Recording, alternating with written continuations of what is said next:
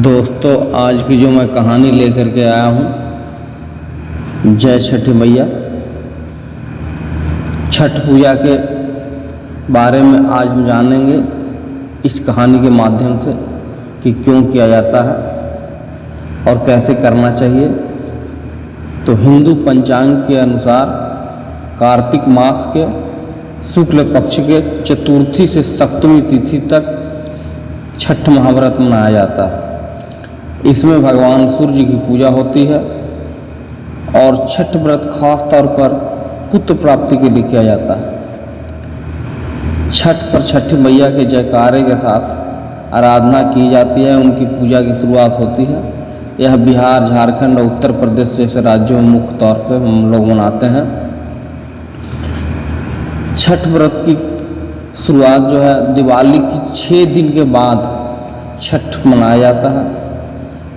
छठ महाव्रत को करना अत्यंत पुण्यदायक है। छठ व्रत को छठ व्रत सबसे महत्वपूर्ण रात्रि जो है कार्तिक शुक्ल षष्ठी तिथि को होता है। सूर्य उपासना का यह महापर्व 4 दिन तक मनाया जाता है। छठ पर्व के कई कथाएं भी प्रचलित है, किंतु पौराणिक शास्त्रों में इसे देवी द्रौपदी से जोड़कर देखा जाता है।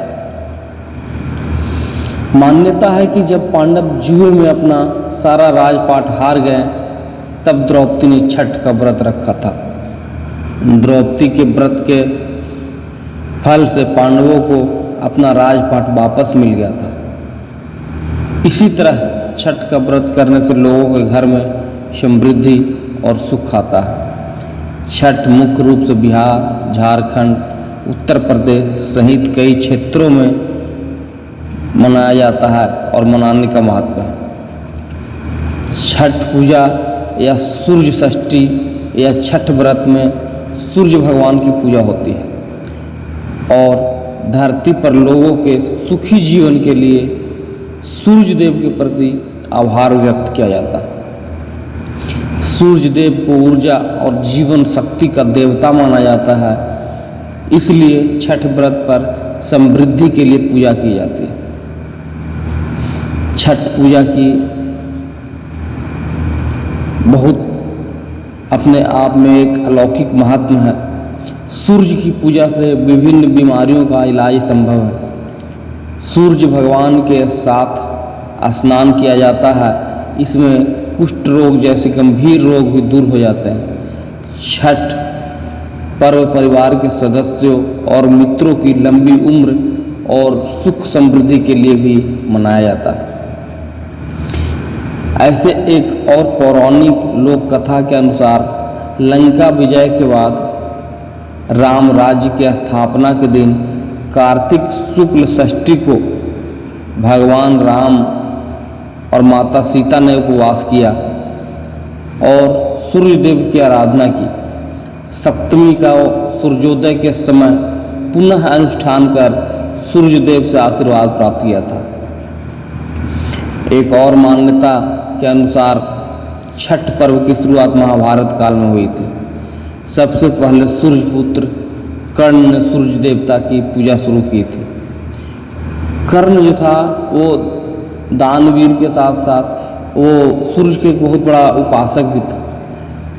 कर्ण भगवान सूर्य का परम भक्त था। वह प्रतिदिन घंटों कमर तक पानी में खड़े होकर सूर्य भगवान को अर्घ्य देता था। सूर्य की कृपा से ही वह महान योद्धा बना था।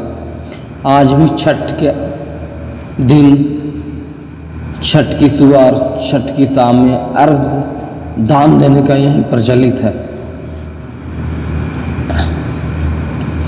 कुछ कथाओं में पांडवों की पत्नी द्रौपदी भी सूर्य की पूजा करने का उल्लेख है। वे अपने परिजनों के उत्तम स्वास्थ्य की कामना और लंबी उम्र के लिए नियमित सूर्य पूजा करती थी। एक और कथा प्रचलित है कि एक राजा प्रियव्रत को कोई संतान नहीं थी। तब महर्षि कश्यप ने पुत्रेष्टि यज्ञ कराकर उनकी पत्नी मालिनी को जगह आहुति के लिए बनाई गई खीर दी थी। इसके बाद उसके प्रभाव से उन्हें पुत्र प्राप्त हुआ। परंतु वह मृत पैदा हुआ। प्रियवत पुत्र को लेकर शमशान गए और पुत्र वियोग में प्राण त्यागने लगे। उसी वक्त भगवान की मानस देव कन्या देवसेना प्रकट हुई। भगवान की मानस कन्या देवसेना प्रकट हुई और कहा कि सृष्टि की मूल प्रकृति के छठे अंश से उत्पन्न होने के कारण मैं षष्ठी कहलाती हूँ। राजन, तुम मेरा पूजन करो तथा और लोगों को भी प्रेरित करो। राजा ने पुत्र इच्छा से देवी षष्ठी का व्रत किया और उन्हें पुत्र रत्न की प्राप्ति हुई। यह कार्तिक शुक्ल षष्ठी को हुई थी। इसी तरह से मुख्य रूप से मूलतः जो है सूर्य षष्ठी व्रत होने के कारण इसे छठ कहा जाता है। यह पर्व वर्ष में 2 बार मनाया जाता है, पहली बार चैत्र में और दूसरी बार कार्तिक में। चैत्र शुक्ल षष्ठी को पर मनाए जाने वाले छठ पर्व को चैती छठ व कार्तिक शुक्ल पक्ष षष्ठी को मनाए जाने वाले पर्व को कार्तिकी छठ कहा जाता है। पारिवारिक सुख, समृद्धि और मनोवांछित फल प्राप्ति के लिए भी यह पर्व मनाया जाता है। इस पर्व को स्त्री और पुरुष समान रूप से मनाते हैं। छठ पूजा 4 दिवसीय उत्सव है। उत्सव की तरह लोग इसकी शुरुआत करते हैं और इसकी शुरुआत कार्तिक शुक्ल चतुर्थी को तथा समाप्ति कार्तिक शुक्ल सप्तमी को होती है। इस दौरान व्रतधारी लगातार 36 घंटे का व्रत रखते हैं, निराहार निराजल। इस दौरान वे पानी भी ग्रहण नहीं करते हैं। छठ पर्व बांस से निर्मित सूप, टोकरी, मिट्टी के बर्तनों, गन्ने के रस, गुड़, चावल और गेहूं से निर्मित प्रसाद और सुमधुर लोकगीतों से, भोजपुरी गीतों से शुरू हो करके लोक जीवन की भरपूर मिठास का प्रसार करता है। पूर्ण रूप से यह प्राकृतिक से जुड़ा हुआ पर्व भी देखने को मिलता है।